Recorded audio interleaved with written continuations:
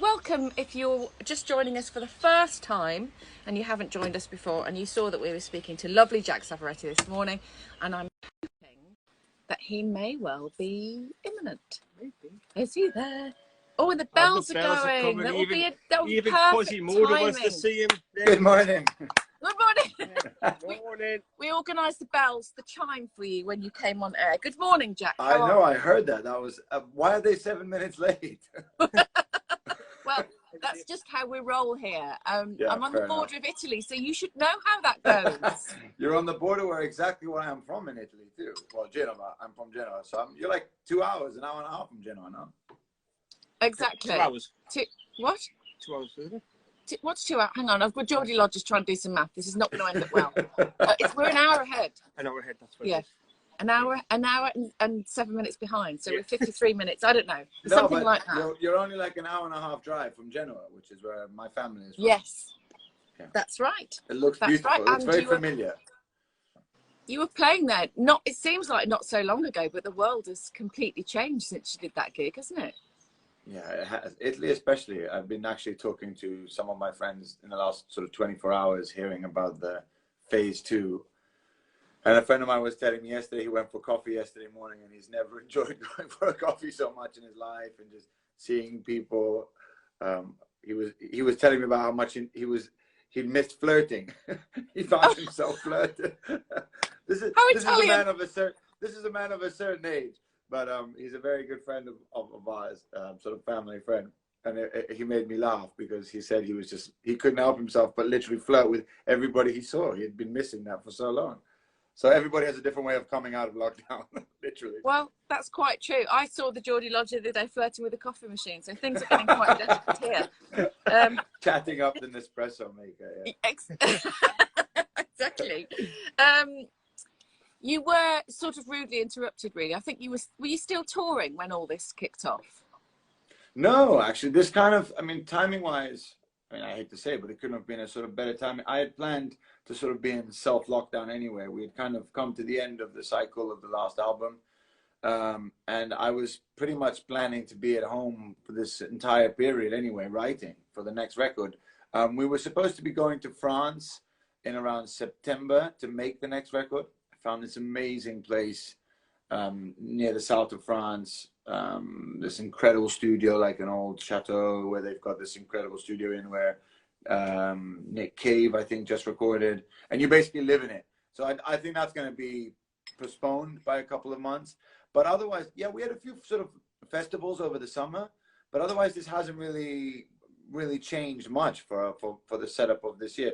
I'm really feeling for a lot of friends of mine and musicians who, again, on the priority list of things going on in the world, this is so far down, but friends of ours who have, released albums or have been working on records for, 3 to 4 years, and they've just come out. And suddenly they are, they can't do anything about it. It's gone, basically. They have to let it go. And that's really tough. And it's very tough for a lot of the people that we work with. I talk to my band on Zoom. I try at least once every 2 weeks, once a week or once every 2 weeks. And just to make sure that we're all okay, everybody's still sane. But, the hit that this has taken on crew and production teams is insane. And it's going to be interesting to see how we sort of get around this moving forward. Because for now, everybody's okay. The government is kicking in. I think a lot of artists are trying to do their best. There's all different ways of doing it, but it's tough. As you know, the same world that you live in, there are so many people behind the scenes that nobody knows about that are very much, I call them my sailors, because they're guys that really, they come off one thing and they go into another one. They keep moving. So this is not only difficult for them from a psychological and physical and emotional point of view, but very much on a financial point of view, because they live very much day by day. And to be stuck at home like this is tough. It's taken away their entire sort of livelihood. Yeah, but I think but people are coming together in the industry to make it all work out, I hope. And you've been doing your bit on a daily basis and streaming live from your lounge, which is just lovely to watch. And you've been, has that brought something to you as well, though? Because you've been doing a lot of covers, haven't you, as well? Yeah, well, when it started, I just thought, I very, very fortunate, bought this piano just before Christmas. I had a piano before, which I wrote the last record on, but it was a real piece of crap. I got it for like 400 quid. It was great, but it just I wanted to sort of take playing piano to the next level and not it always sound like a honky tonk cowboy saloon. So I very fortunately got this just before Christmas, and this has been my sort of lifeline throughout this, because I heard you talking about homeschooling before. I was trying to get very much involved with the homeschooling. I mean, the first 2 weeks of lockdown, I made my children call me sir between 9 and 12 so that I would get that sort of, but now my wife is just like, get out of the kitchen. Like, you're not helping. You're making this worse. I start talking to them about something else. I'm distracting the kids more than the kids are distracting me. So I've kind of been confined into this space, which is great. But I said to myself, I'd love to learn a song a day. I thought that would be a cool thing. And I started doing it on Instagram, just like, here's a cover a day, I think. But now it's kind of really gone on. I was a bit naive to the fact that we were going to be here for about, it's been 2 months now. And so the covers are adding up. But I really want to stick with it. First of all, because I want to look back on it. I know I'm going to want to look. And this was something I said from day one. And I said this to my children and to my wife. I was like, guys, this is going to be a once-in-a-lifetime event for you. Make sure whatever you do in this period, however long it lasts, you'll be able to look back on it with either with pride, but just with happiness. Don't look back on this as like, oh, that was a really tough time. Try and make sure you do something during this period that when you look back in 10, 20 years, you go, no, I did this or I did that. So I wanted to do this cover a day thing. It's been amazing. The response, it's kind of like a double-edged sword. I've never seen people respond like this to any of my songs. but it's nice to get the compliments nevertheless. So I'll take it. Would you consider putting an album together of your favourite ones that you've learnt? I don't know. You see, if I had been more professional about the whole thing, I would have recorded properly every day when I did it. Yeah. And already people from the label are like, you've recorded all of these, right? I'm like, yeah, no, this is just what you see is what you get. It's me coming in here with a coffee. And I do most of them around now. I sort of have a coffee come in before the day kicks off. I try to learn it because it gets, the juices flowing. It's also really good to sort of indulge and dive into this, how these songs were written. I mean, some of them, the other day I did Dreams by Fleetwood Mac. That's 2 chords. And that blew my mind. I was like, how did they write one of the coolest, best, emotional, people dance to this song, and it's only 2 chords. So there's all these little sort of tricks and things that I'm learning that I find now when I'm writing by myself, I kind of go, oh, that's why they did that. So it's kind of, I'm just trying to keep myself educated. I don't know if I'm going to release anything of it. I think we're going to find a lot of bands are going to be releasing cover albums in the next month or 2. So I might avoid that traffic jam. Well, on behalf of lots of people that messaged me yesterday, thank you for doing that, for quite literally, excuse what I'm going to do next, but singing to strangers, which is obviously your #1 album. So congratulations on #1, first of all. And it's glorious. I'm a fan of your music. I love that album, but I love the story behind recording that album and where you recorded it. And I've sort of read interviews you've done talking about, being in Rome and in that particular studio. And I want you to tell this story in a minute. And it kind of transports me there, and I can feel the balmy evenings. And I don't know if I'm being too romantic, or that's your music's making me like that. No, it was really that. I mean, I tried to explain to you, but I moved to the countryside about 4 years ago. And I've never felt more Italian in my life. I think that was because I became kind of like the only Italian guy in the village. I mean, when I first moved it, when I first moved it, people were talking to me slowly. Like, it was brilliant. They were like, hello, Jack, how are you finding it? And I was like, hi, guys. So it was brilliant. And I mean it in the nicest possible way. I was always made to feel very welcome, but I was definitely the only Italian guy. And my daughter kept really noticed this. And she's like, why does everybody keep saying ciao to you or referring to you like this? And I was like, well, because I'm Italian, darling. You're Italian. We have Italian. And she knows that because she hangs out with her nonna, her grandfather. And but I think when she came here as well, like me, she really felt like it became our identity. And because of that, I got really melancholic of a lot of my Italian heritage. And I started listening to all the music I grew up with, mainly from my dad, but also my grandfather. And I was listening to it a lot, and I was playing it to my daughter a lot, saying like, this is Italian music. And she was loving it and singing it. And one day she sort of turned to me and said, why does nobody make music like this anymore, Papa? And I was like, I don't have the answer for that. Why? And I thought to myself, why don't we make music like this anymore, full of shameless romantic? And when I say romantic, I don't mean love songs. I mean, the radio is filled with love songs, but I don't think romance is a fundamental part of it. I think romance is an atmosphere.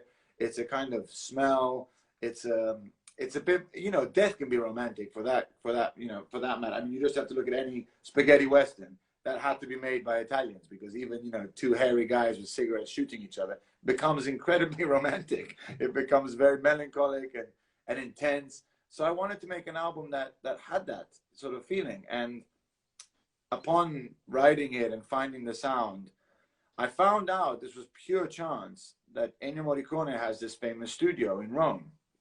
And my agent that I work with in Italy is very good friends with the guys who run it now. And he said, dude, I didn't know you were so into Morricone. Do you want to come and see his studio? So I went over to Rome to see it. I walked in, and it was like walking into the pocket of a man from the 60s in a polyester suit. Like, it was just, it smelled of cigarettes. It was like I felt like I was on the shoulder of somebody in that time, just watching. It was exactly the same as it was back then. I mean, the carpets in one room were like this kind of blue-green that was incredibly Mastroianni-esque. And the other one was like yellow. I mean, it was, you know, 60s Italy, it's 60s Rome. And I thought, this is amazing. And things didn't work great. I'm not going to lie. It was a little bit of a challenge when we got there. You know, it's Rome. So like 2 hours a day, there was like, if there's one drop of rain, there's a power cut. It's phenomenal. It's incredible. Like, they're so not used to it. But we decided to go there to make the album. I didn't want to replicate it. I didn't want to try and do it in London. I also thought it was really good for all the band and myself and my producer for nobody to sort of be in their comfort zone, for nobody to truly be the boss. I thought it would create quite a sort of, we were all playing away from home, you know what I mean? And the city became very much, and when we got there, I gave everybody this speech of like, this is going to be hard, this is going to be difficult, but you know, when in Rome, you do what Rome says. You're not going to change the city. You're not going to change how people do things. So there's no point spending 2 weeks sitting here going, oh, I can't believe nothing worked. That's the way it is. So let's make it happen and like go with the city. If the engineer helping us says, sorry guys, I'm gonna need 2 hours to fix it, we go for coffee, we go for lunch, we go for drinks. Like, that's how it works here. And it created this incredible atmosphere. Also because I made the guys dress to go to work. I noticed something when we were on our last tour, that the guys I hang out with backstage are not the same guys I hang out with on stage. And I said to them, I love you guys, you're all my brothers, but when we're recording, I don't want the guys backstage, I want the guys on stage on the album. So show up to the studio the same way you would walk on stage. And they all took it. They took it really well, because we were looking, I was showing them all these old records of Chet Baker, Miles Davis, Frank Sinatra, and you look at these guys used to go to work and they used to dress. Yeah, they used to show up at the studio. They wouldn't show up in shorts and a t-shirt, you know, and so they were rocking up in their finest. And yes, by the end you saw them, you know, in their shirts undone, and because they'd been working for, you know, 12 hours, but show up. And it was great because we all showed up the first day to the studio. And it was like 38 degrees in Rome. I mean, it was August in Rome, which meant the city was deserted, which was so magic. We had this kind of city to ourselves. It's in Parioli. Parioli is kind of like the Chelsea of Rome, the sort of quite fancy area of Rome. And there's this beautiful, beautiful cathedral in a piazza called Piazza Euclide. It's huge. And the studio is the basement of this cathedral. So every morning we had this little kind of crappy hotel up the hill. We would just walk down to this massive cathedral, grab our coffees, and then go into this basement where it was the only place in Rome where you wouldn't sort of get heat wave. And it was so sweet because all the boys on the first day, they rocked up in their suits. But we'd all done the walk at different times from the hotel to the studio. Everybody was just showing up, so perspirating at a level that nobody should ever see. But they stuck with it, and it created this respect of each other in the studio. I mean, we've all known each other for years, some of us 15 years. So we're all very quick to tell each other, you know, where to go. But when we were dressed like that, there was a tremendous amount of respect, and everybody really performed. And I think you really heard that on the album. And a lot of the instruments we used were the original stuff that you hear in all those spaghetti westerns. There's a weird little piano that I play in a song called Greatest Mistake, which does this kind of weird intro thing. And that was taken from, that was exactly the same, Celeste. It's called a Celeste. It's like a mini piano. And it's quite spooky. And that was taken from exactly from the sort of the Good, the Bad, the Ugly, Once Upon a Time in America, Once Upon a Time in the West. So it was an amazing, amazing, amazing experience. And I can't believe that was the album that got us to #1 in the UK, because it's basically an Italian album sung in English. It's a real homage to Italian music. You know, given the circumstances that you're in, I'm actually surprised that you finished the album, first of all. Because, well, like you said, Rome wasn't built in a day. But you, no, we it's didn't sleep for 2 weeks. It's very theatrical, the album, and it obviously it did go to #1. It's your 6th studio album, I think, isn't it? Because it's been it's fascinating, your career, because it's been a roller coaster, although it's been on the up for quite some time now, I think. What was it, do you think, about that album that made it go to #1? And was it something that we maybe needed here, something a bit different, and we needed that kind of influence, Italian influence, sung in English, because of course no one likes subtitles of any order in the UK. I mean, it was during the Brexit time, so I remember a lot of friends of mine making fun of me. They were like, "Wow, you nailed the timing with that one, mate." This was before it came out. They're like, "You're really going to release an Italian album right now." But I did, and I think that might have even been partially something to do with it. I think there was a lot of melancholy for things that were European for half of the country. For the other half of the country, no. But I have a feeling we had a lot of Brexiteers would have bought my album as well. Something really lovely happened when we were on tour, that we had 3 wedding proposals, marriage proposals on tour. And it would happen at the meet and greets, almost all of them, all 3 of them. One happened during the show, but the other 2 no. And I asked one of the guys, like, why now? And he said something that was perfect. He goes, "I really wanted to take her to Rome, but I didn't have enough money this month to do it. So I thought, what's the next best thing?" And I thought, that's perfect. That's exactly what I want people to come to our show for. And where, do you remember the town that actually happened in? I want to say Glasgow. Okay, which is kind of twinned with Rome, right? Similar climate. Yeah, similar food and climate. You'd be surprised how many Italians are in Glasgow, though. So as many as in Rome. But I love that, and I love the idea that I really wanted that when people put on this record or came to our show, that I've never really tried to propose escapism in my music. I don't do that. Like I'm not, I'm not reinventing. I'm not a far out. I'm not very exciting or adventurous when it comes to music. I like a good song. I like a good story, a good sentiment and feeling. I'm not really trying. I don't really care about if it's trendy or not, if it's dressed the right way. This was the first album that I really did care about that in a weird way. I cared about what it represented. I cared about what it smelled like, what it looked like, what it sounded like, of course, but what it felt like. And I just really wanted people to, when they put it on, have a little bit of the same way you feel at the beginning of a movie. I really wanted it to be very cinematic in its, and I kind of looked at the whole process of it like the same way I can only imagine you might as a director. I was imaging, like everything was a scene. Every song was a scene. Even the song, the title of the album was called Singing to Strangers. I had that title very early on. When I first started, I was like, that's what this is going to be cool, because that's what I do. And that's going to be like the sort of the story of this character. But I didn't have a song called Singing to Strangers till the very end. The album was finished. And I thought, and a lot of people were asking me, why Singing to Strangers? Why Singing to Strangers? Why Singing to Strangers? But that kept coming up. So I thought, I need this character to have a moment in the film or whatever, where he turns to the audience and explains it. I had this image of like, doing those kind of Woody Allen movies where suddenly there's a spotlight and he turns to the audience and tells them, this is what's going on.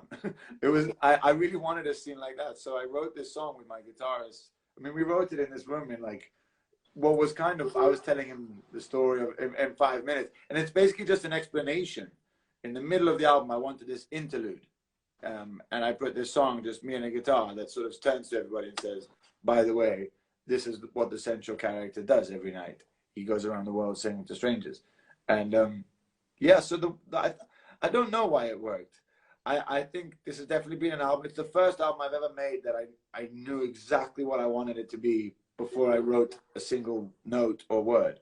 Whereas usually I kind of let the songs decide what's happening. This, no, I had a plan. I think it's the first album where I had a plan. Do you know what I think? I think there's a bit of a lack of storytelling at the moment in the music industry generally. I'm not saying there isn't any. I'm just saying that it seems that it's quite a small amount of songs that actually tell a story. And your album feels, and I think you'll know what I mean when I say this, it feels like an album. It feels like it tells a complete story. And they're quite a rarity now, aren't they? Because when I was growing up in the 70s and 80s, people would write an album rather than just individual songs and then, you know, stream. And this has this lovely kind of filmic, theatrical feel of an album. And yeah, and also a couple of beautiful collaborations on there as well. Yeah, random collaborations. I think it's the only record in the world other than Live Aid where you hear the likes of Kylie Minogue and Bob Dylan featuring. So that was a pretty far out experience. They were both completely random. I didn't go looking for them really. Kylie was really lovely because Kylie we actually met through the label, but for something completely different. It was for a film. We were on the same label, BMG, and they were doing a soundtrack for an Irish independent film called Halal Daddy, which is a lovely, lovely sort of independent romantic film. And they needed this finishing song, and the director was a very good friend of Kylie, and he happened to be a fan of my music. And he came to our label and said, would they do a duet together? And they approached me and said, the director of this movie would like you and Kylie to do an acoustic version of Rivers of Babylon by Boney M. Would you be up for this? Which was already the most random phone call I've ever had in my life. I mean, I don't know, in every aspect of it. But I thought, why not? Yeah, sure. I can do that. We can try that. So I went to see her at the studio. But that morning, before going into the studio, I thought, I'm sure we can do something better than this. I'd love to. And I sat down in my kitchen and I just wanted to have something in my pocket that I could say, what about, so I wrote this kind of chorus, music. I just like this idea of Kylie Minogue has been through some of the most incredible, her career is incredible. I kind of say, and I said this when I spoke to her, she's like almost the Edith Piaf of our generation. She's the greatest entertainer for sure, and had the most incredible life of ups and downs, serious ups and downs. And nobody truly really knows her for that. She's never taken advantage of that. She's never manipulated it. It's hard to find anybody in the industry that doesn't adore her. And she's just got this very, she's a legend. She's a living legend, quite literally, whether she likes it or not. Or whether you like her music or not, she is a living legend. And so I kind of really wanted to show up with this song that was quite heavy. Anyway, I went to meet her. She was divine. And within 5 minutes of her meeting, she says to me, do you like the idea of doing Rivers of Babylon acoustically? And I said, I mean, I'm sure we could do something, but why don't we write something ourselves? And she was like, yeah, I was thinking the same thing. So I said, listen, I've got this idea, and I played it to her, to which she responded, that's a bit depressing. And I thought I had completely blown my first meeting with Kylie Minogue. And then she goes, give me the mic. And so we gave her a microphone, and she goes, play it again. And I just played it again. It was one of those scenes you see in a film. I played it again, and she just sang exactly word for word, but I'd only played her once, like 5 minutes ago. And first of all, it blew my mind. I remember having the headphones on and thinking, oh my God, she sounds like Kylie. Like, this is crazy. It was I know, but I know that sounds stupid, but I know what you mean. It was quite a revelation. I was like, oh my God, that's actually her. Like, because when you meet her, we were having a cup of coffee, and it was, you know, shooting the breeze. But when she actually sang, I was like, this is real. That's Kylie singing an idea that I had in my kitchen this morning. And then she added a whole extra, she just sort of went for it, started singing.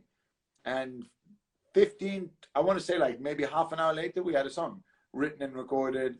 And I thought that was going to go for this movie. She then phoned me a couple months ago and said, would you mind if I put it on my album? Which of course, I did not mind in the slightest. It was amazing. It was one of the coolest things that had ever happened to me. It was the first time and then her album went to #1. That was my first experience of a #1 album.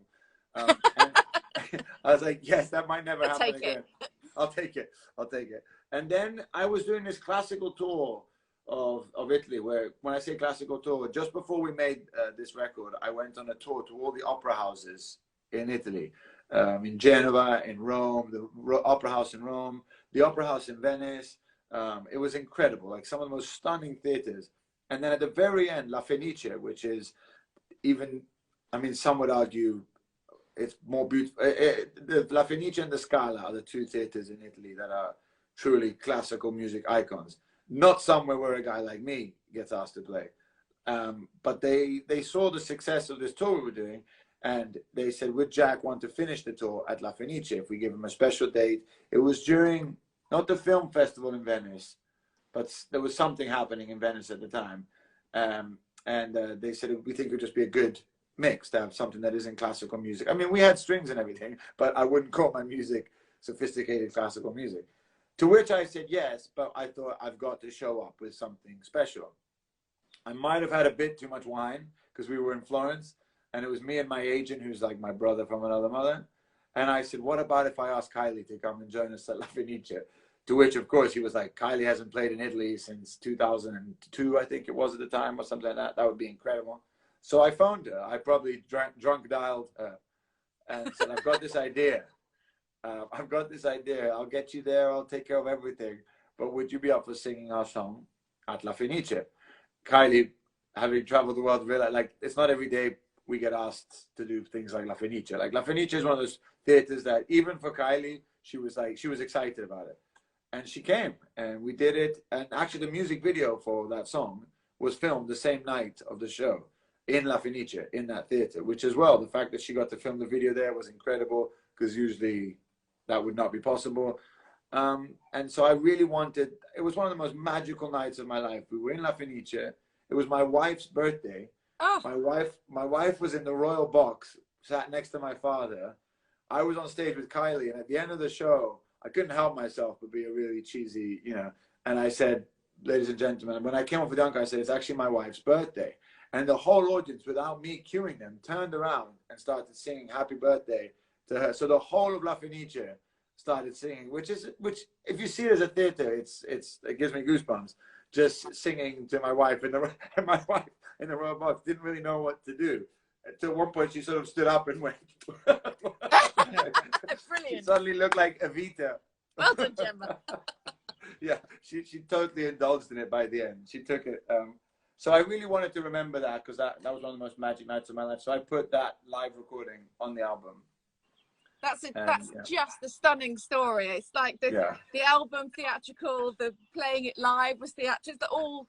They're all sort of mini movies within themselves, aren't they? And I think that totally affected us because we went to Rome the next day. The next day we got on a train and went to Rome to make the album. And that this album would not have sounded that way had we not spent 3 weeks playing in these opera houses. I think it gave us all a much stronger sense of magic, of going back to music, not for nothing.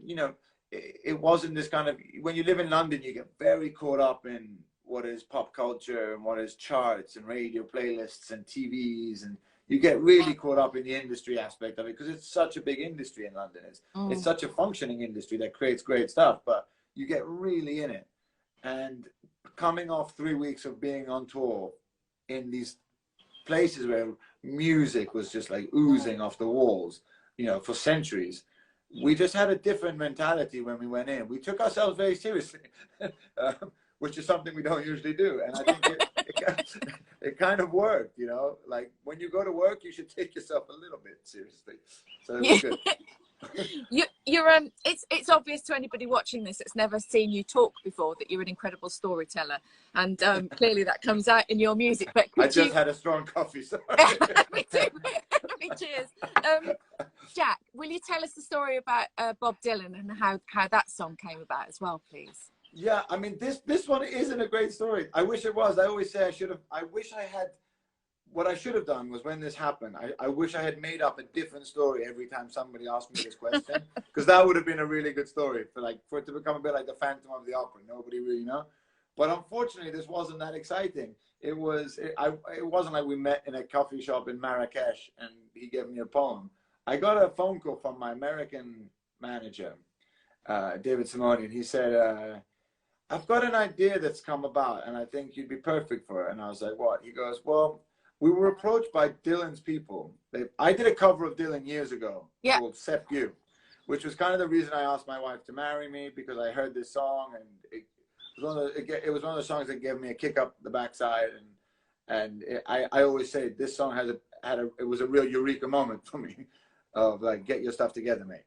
And they heard this. Dylan's people heard it, phoned my managers, and said, listen, we've got this idea. We found a suitcase. This is how the story goes. We found a suitcase in the office filled with some of Bob's lyrics that he never used that he wrote in the early 90s. And we're looking to artists, if any artists want to play with them, change them, and, you know, work with them. Would Jack be interested? So I get this phone call, and I'm like, yeah, of course. I'd love to, mainly because I just wanted to see these things. But then I thought it would just disappear. Like, that was, you hear a lot of these things in this industry, you know, that never come to fruit. So I was like, okay. And 2 days later, I'm at breakfast, and I get an email with 2 poems, and it just says Bob underneath. And I'm like, piss off. This is like, I thought it was a joke. I thought it was like, I thought it was my manager. So I phoned David, and I'm like, I just got an email from Bob with 2 poems on it. Is that what I think? And he was like, yep, that's them. What do you think? And I was like, well, let me read them. So one of them was a paragraph, and they asked if I would add, and I just did not feel it in me to suddenly add to a Bob Dylan paragraph. And it was very, in true Dylan style, it was very vague.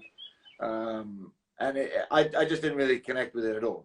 And then he had this other one, which was a fully written poem called Touchy Situation.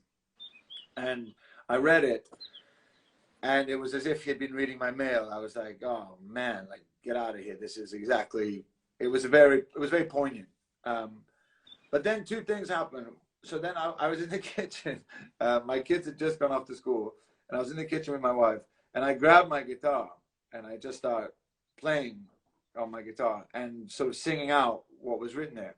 But it was impossible not for it to sound like Dylan. So I was sort of going, and my wife just tells me, she goes, stop. She's like, you can't do this. And I was like, what? She goes, this just sounds like a really crap Bob Dylan song that you're trying to cover. And I was like, well, I don't know what else to do. Like, he writes in a certain way. He writes in very poetic form. Rather, he doesn't write like a songwriter. He writes like a poet. Right. It's very continuum. There's no verse, chorus, middle eight, bridge, pre-chorus. He doesn't write like that. It's like verse, verse, verse, verse, verse, verse, verse. And if you listen to his songs, that's what there is. And usually he repeats the last line, like every verse. That's kind of his trademark. It's very sort of romantic poetry, American romantic sort of way of writing poetry.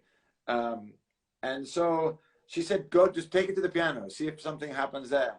And that was the best advice I had, because I sat at the piano, and it gave me, the lyric is Touchy Situation. And the minute it said touchy, I sort of started doing this, like that little thing. And that became, and suddenly I felt like his lyrics were becoming my song. Don't ask me to play it, because I don't remember it at all. But you love Bob Dylan, don't you? Was it one of your first concerts, a Bob Dylan gig? Yeah, it was. I went to Zurich. It was my sort of high school sweetheart. I was 16. And she gave me for my birthday tickets to see Bob Dylan at the hockey arena in Zurich. And it was half empty, which was crazy. You could walk to the back, get a drink, and walk to the stage, and like sort of sit like this, stand like this on the stage. And I'll always remember when he walked out, my first thought was, that's it? That's Bob Dylan? Because I'd had posters of him. I'd seen all the documentaries. I was pretty crazy about anything that had to do with the 60s in those days. The documentary of Woodstock, and The Last Waltz by Martin Scorsese, which was the last show of the band. Yeah. Those two videos were those DVDs, actually. I think it was the first time I had DVDs. That was my sort of musical education. So I loved Bob. But I remember thinking 2 things. One, that's it. Like this little guy that just walked out, did a few songs and walked out. And then I thought, that's a pretty cool job. Like, that's a thing. You could do that. And that was the first time I think that was very much the day where I thought, I'd like to do that. I'd like to figure out a way to do that. That was a pretty fun way. That was a pretty cool office. So. And because you used to write a lot of poetry, didn't you? When did you start turning your poetry into music then? Around that time? Oh, immediately then, yeah, it was about 16. I was really rubbish at school, like really bad at school. And I remember in English class we got to poetry. It was that time of the year. I remember it was in the autumn, because the first poem I wrote was called "My Favorite Season," and I was about 15, I think, at the time, 15 or 14 or something like that. And I was kind of already into drumming. I moved to an American school. I used to hate music class growing up. I used to think, when am I going to use this? What a waste of time. But I remember changing school, and I went to this American school, and the first day they showed me around, there was this white pearl drum kit. And the first music lesson, I just sat behind it, and somebody was playing Green Day on the electric guitar, and I just grabbed the sticks. I don't know why. And I just did the intro to Paranoid, the sort of, and the guy looked at me and went, yeah. And I became a drummer. That was like, for the next year, I was the drummer in music class. When I say drummer, I mean, like, you know, middle school music kind of silly things. But anyway, then poetry came about. I wrote this poem, came to school the next day, and I had an A. Something I had never seen in my entire life. Like, my parents were the kind of parents who were like, as long as you pass, we're cool. That was their sort of criteria. I had pretty low standards. So to come home with an A was, I remember even saying to the teacher, like, I think there's a mistake here. This isn't my poem. And she was, and that was when I realized, first of all, I really enjoyed it. I was like, that was fun. Like, and I also liked that I could argue it. I was a very annoying little kid. I mean, I still am, but I was very annoying in class. I would always argue with the teachers. And for a guy who never did his homework or studied, that was very annoying for the teachers, because most of the time I was arguing for the sake of arguing, rather than because I thought I was right. And so poetry was really fun for me, because it wasn't like essay writing, which was so formulaic and so you needed to remember so many things for it to be right or wrong. And, you know, it didn't matter what you were actually saying, because you were just copying other people's thoughts. It mattered how you put it, how you laid it out. That to me was hell on earth. Whereas poetry, you could really say whatever you wanted, how you wanted. I really enjoyed that aspect of it. So that was kind of when I jumped onto that wagon as quick as I could. Thank goodness you did, Jack. I'm sort of aware that I'm hogging you a little bit, and this is an inclusive show, and we have had lots of questions, so I'm just going to throw a few at you, if that's okay. First of all, Paolo Belli, official, says, hello, my friend. Ciao, Paolo. Ciao, Paolo. Belli's amazing. He's the one who got me to do, he's basically the equivalent of Soccer, La Partita del Cuore in Italy. Oh, okay. He runs that, and I've done it twice. Once at Juventus Stadium, which I should have scored, but I didn't. Pavel Nedved put me through alone, and then I hit it. The goalkeeper saved it, and Dovizioso put it in. So there's a great picture of me, Dovizioso, and Del Piero like hugging. Wow. And my greatest memory of that was taking a shower with Alessandro Del Piero. That was the highlight. One of the highlights of my life. One of the highlights of my life. Yeah. And the next time I played it was at Marassi Stadium in Genoa, which is like where I'm a Genoa fan. My father was in the crowd. It was, you know, my dream come true. I had Zanetti as my team captain. It was like, you know, 3 minutes into the game, I got knocked out. Like 3 minutes in. No! By this lovely kid who's in like a sort of boy band in Italy, but lovely guy. I can't remember his name now. And I just basically, I went to get, he was goalkeeper. He came out and his shoulder hit me in the jaw. And I was out for 2 minutes. So I couldn't play. They took me off. I walked off. Luckily, I walked off. But I mean, it was pretty scary, actually. I'm not going to lie. But anyway, that's for another time. So I haven't been very successful with Paolo. But I know you, obviously you are a really good footballer. Have you got a British team as well that you support? I shift. I mean, my son now has become, my son is 5, and he really wants to go. He goes, Papa, what's that team that has a pool in it? So I was like, what, Liverpool. He was like, yeah, I like that team. So he's chosen the right year or not, I don't know, to become a Liverpool fan. I also followed very much the Arsenal when I lived in London. I used to go to see Fulham play a lot, gone to see Spurs play a lot. I'm kind of neutral. I'm very neutral. Every year I sort of like a different. Yeah, I know you're a Wolves girl. Come on, you can that also... was so random. By the way, I think I laughed when you said that. I mean, as a Genoa fan, I feel you. But when you said that the first time, I thought you were joking. When you're like, I'm a Wolves guy, I was like, get out of here. What, when we were at that JQ thing? Yeah, Yeah, exactly. you did. Yeah, you did. I was like, I oh, think I won't take offence at that. so I apologize. It's character building, Jack. Well, I'm a general fan. I have as much character when it comes to football as anybody. So There you go. There you go. Right, some questions from our lovely breakfast clubbers. I think we might have covered a few of them. Carl Whitehouse said, as a singer, is there somebody that you would like to duet with that you haven't ever sung with? So many people. So many. A lot of them are gone. I mean, I think I would have loved to have had Johnny. I would have loved to have had Johnny Cash singing something I'd written. I think that would have been amazing. I think Florence Welch from Florence and the Machine is probably the greatest performer of our time. And going back to sort of making comparisons, she really is like what I think the Edith Piaf of our time is, because it's a very unique voice. There's a lot of tragedy in it, but a lot of hope. Yeah, I think that would be a pretty, I don't think it's ever going to happen, but I would love to sing with Florence Welch. Okay, well, that could happen, right? I think we're on the same label now. Hey, come on. I might make a phone call after this. And it's all because of the Breakfast Club. It all happened on Suzi Breakfast. Yeah. What? Yeah. Who are you playing at the moment? Farman Smith says, who have you been playing during lockdown? Who have you been listening to? Well, funnily enough, I don't know if it's because I'm doing a cover every day where I'm indulging in the songs, but the minute I'm sort of not writing or doing this cover or working on stuff for us, I'm listening to a lot of jazz. I've become very into Miles Davis, kind of blue. This record has been on repeat during this lockdown, which I don't know how my wife feels about it. But I'm kind of indulging in the sort of escapism of music when I'm not working. And this has happened a lot in the last year because I'm so indulged into sort of the song whenever I'm working. The minute I sort of switch off, I kind of sometimes just want there to be music rather than the song. So I've been listening to, a lot of Miles, really. And Chet Baker, because Chet Baker is the perfect balance between that escapism with the occasional majestic, magical song. So those are the sort of two. At home, that's kind of what I like to listen to a lot. Okay, thank you for that. Can you please say happy birthday to Bernie? Happy birthday, Bernie. Who is your favourite songwriter? Well, I think the king of songwriters is Paul Simon.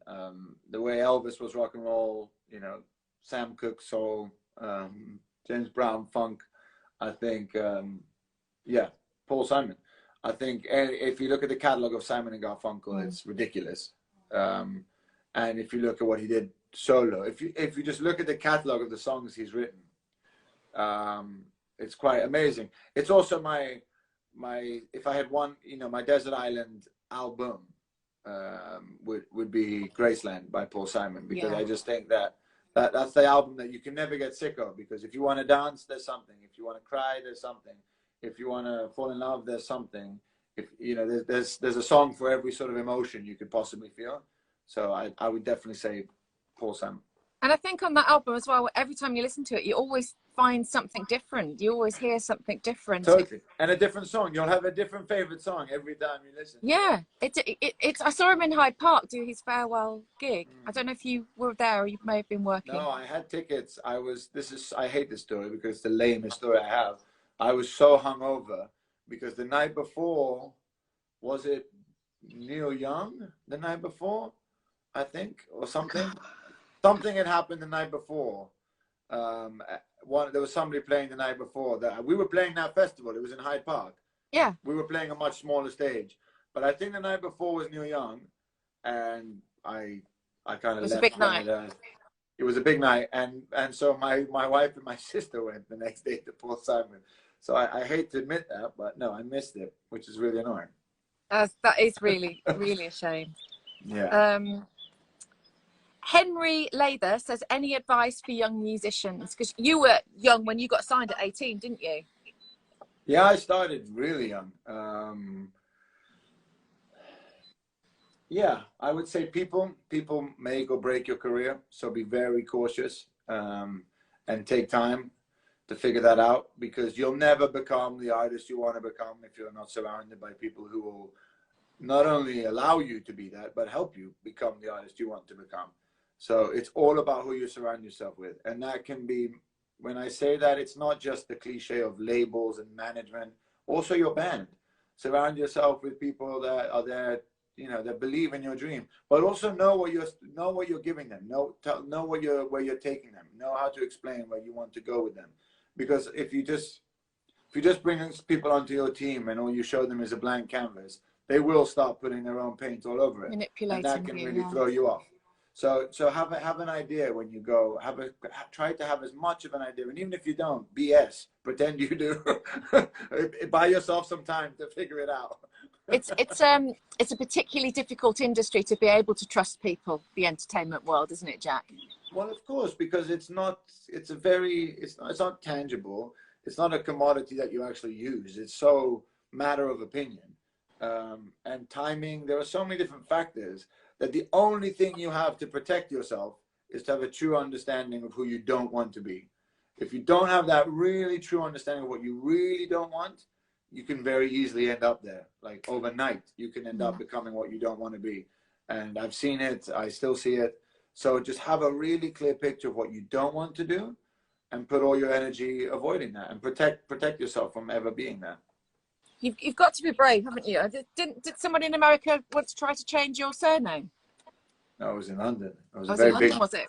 A very big dude, and he wasn't wrong, man. Like, looking back, he was absolutely right. He was like, "You're going against the odds here. You're called Jack Savoretti. You look like a football player." He's like, that was pretty much what he said to me. He's like, "I don't see you competing. You know, you don't sound like you're English. Like, what is your story? What's your angle?" And I was 19. I was 20. No, I was 20 at the time. I didn't have an angle. I didn't have a story. That's just what I was. And I mean, he was right. Had I been called, you know, I don't know, Jack Smith, I probably would have had a bit of an easier go in some aspects, because no doubt about it, I've seen in my career how, well, look, it took me making the Italian album to get to #1. so he had a point. Like, when I finally let the lines, you know, aligned everything, and I actually made a record that suited my name, people went, "Oh, that makes sense." Whereas before, I was writing, you know, I was really influenced by country music and stuff like that, and it didn't make sense with my name, the way I spoke. So he wasn't, what he was saying was, I mean, I've told him to piss off numerous times, but I have tremendous respect for him now, and I think it's reciprocated, because we meet each other every now and then, and he was actually one of the first people to congratulate me when my career started working, and that was very nice. So, yeah. Full circle. One more. Full circle. Candlelight could have been a Bond theme tune. Do you wish it had been? That's from Addy Williams. Not Andy Williams, Addy Williams. No, I mean, of course, anybody wants to do a Bond theme, but that wasn't my intention. And it's funny when people say, "Is it a Bond theme?" Because I take that as a compliment. It has the essence, doesn't it? The drama, I suppose. Totally, it has the drama. But what's funny about it is the reason I think a lot of people don't know why it's a Bond theme. It sounds like a Bond theme because Bond themes were very much imitating European music at the time, in the 60s, 70s. This was what European music sounded like. European music had this weird period between the 50s and 70s before it really lost the plot and kind of became a bit rubbish.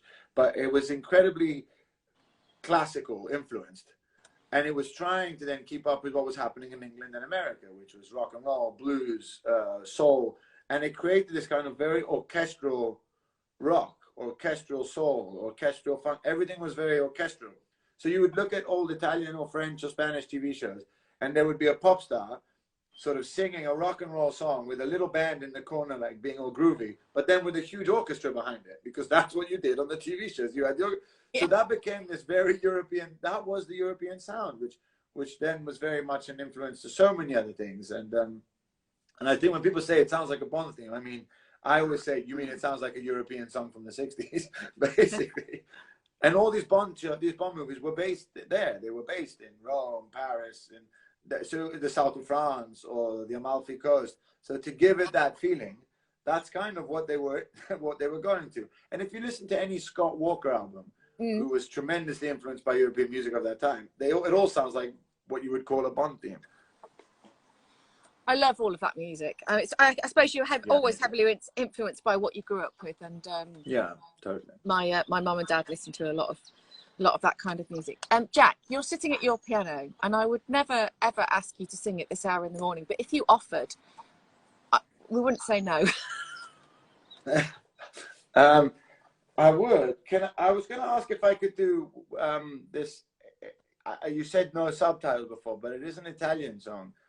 Because we've wrote this song, which is now we're trying to use it to raise as much money as possible. It's beautiful. For the hospital San Martino in Genova, which is quite near you. Which actually I'll be talking to I talk to the scientific director of the hospital one time a week, so he gives us updates. We didn't do last week because he was very, very busy, because they were just preparing for phase 2. But we're going to be talking, I think, Thursday evening. If anybody wants to tune in, I'll be doing the same exact thing, but with him, and you can ask him questions. And he's going to sort of be talking us through phase 2, what's happening, and what's happening in the hospitals. Hopefully, he'll be giving us, good news and all that. Yeah. But I wrote this song with our fans on Instagram, exactly how we're doing now. I sort of sat here playing chords, and they were telling me ideas, or comments were coming in, and yeah, so we wrote this song, and I'd love to play it to you guys if you're up for it. And by all means, if you don't like it, sorry. If you do like it, please go to our website and poke it, because you get for 50p, which all goes to the hospital. You can have this song, even if you never listen to it again. Please just go donate. It's a beautiful song. Thank you.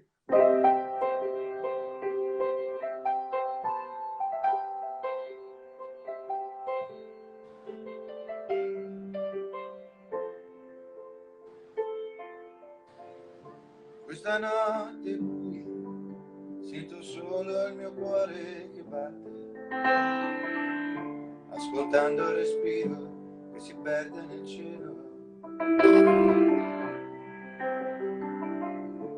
Sta cambiando il mondo, ma a me non va di cambiarlo. La città sembra vuota, ma è piena d'amore.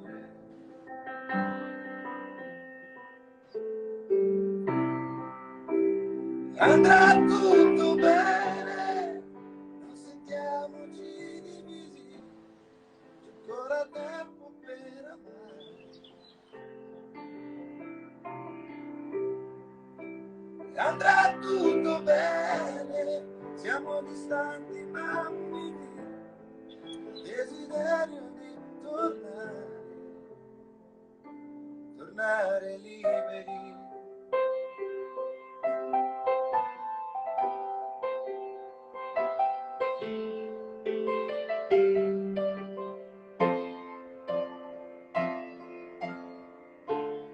Finirà tutto, ci troveremo davanti a un tramonto, sentiremo più forte la magia di un momento.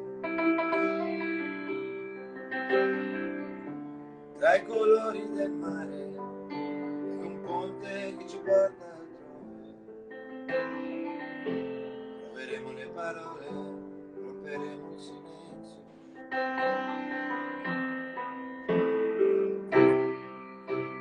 Andrà tutto bene, non sentiamoci divisi, c'è ancora tempo per amare. Andrà tutto bene, siamo distanti ma uniti, desiderio di tornare. Quando arriva la primavera, sbocceremo come un fiore, torneremo a cantare.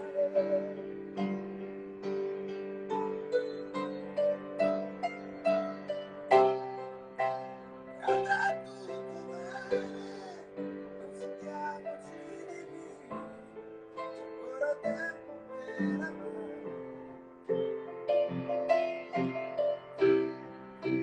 Andrà tutto bene, siamo distanti ma uniti, desiderio di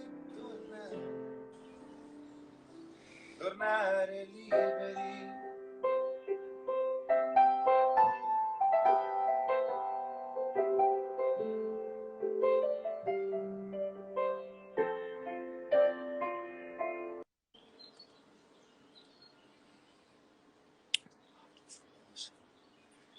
Forces end. I'm sorry. You can hear you. You can hear you. Thanks. Oh, just the last note it froze, but so, oh, you've made all the hairs on my arm stand up. Jack, it was so beautiful, and the stream is covered in hearts. Andra Tutto Bene, all will be well, is that right? All will be well indeed. Yeah, all will be well. Let's see how things go in the next few weeks. And hopefully Italy and Spain, you know, they're taking a big jump right now. I think France as well. What is the deal where you are in France? Because you're sort of a week behind Italy, no? Yes, we are. Next week, they're starting to lift restrictions. Apparently in Monaco, they lifted yesterday. I don't understand how they would do that not with France, but anyway, that's how it all works. So yeah, in a week, I think it starts to lift, and we follow Italy's guidelines, I suppose. Yeah, I think everybody's waiting, even here, then they're just waiting to see how things work. Yeah, exactly. Do you know how you felt when you realized that you were suddenly singing with Kylie? Is kind of how I feel now, because I just thought the other day, I'm just going to send Jack a message and see if he'll just pop onto the little breakfast club and have a chat. Thank you so much for asking me. I love what you're doing. It's brilliant. People are loving it. I think the only thing we can do now, if you have this thing, is keep people company, keep people positive, and what you're doing is absolutely wonderful. So thank you for inviting me on. Oh, well. It's nice to see the sun and everything where you are too. Well, thank you. It was lovely hearing the birds while I was playing. Yeah. They were in tune. It was perfect. It's a nice office here. It's a nice working environment. I think I might keep it. Yeah, exactly.